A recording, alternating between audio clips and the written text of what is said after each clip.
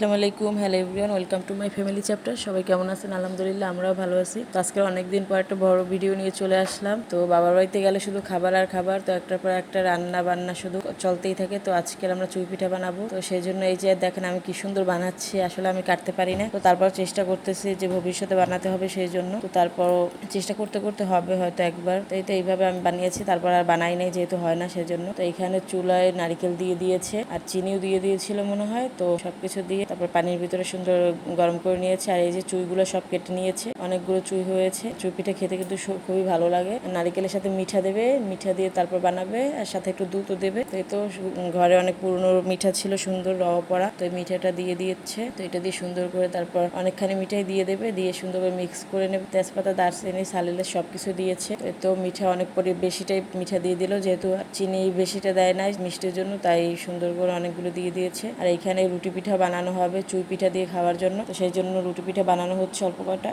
তো এই যে দুধ দিয়ে দিচ্ছে এই পর্যায়ে। তো এই তো চুই দিয়ে সুন্দর করে রান্না করেছে, অনেক মজা হয়েছিল।